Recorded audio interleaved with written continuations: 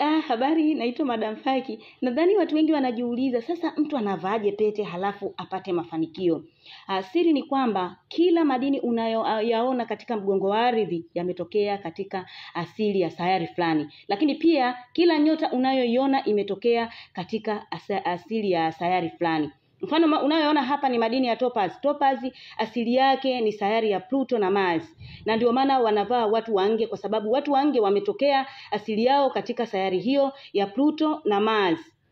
Unapovaa pete ya nyota, yale madini ambayo yako kwenye ile sayari yanatoa mnururisho. Mnururisho huo unakuja unaingia moja kwa moja katika pete ambayo umeivaa. Kwa hiyo inaingia moja kwa moja katika mwili wako. Na ndio maana unakuta unapata sapoti kubwa ya kiroho.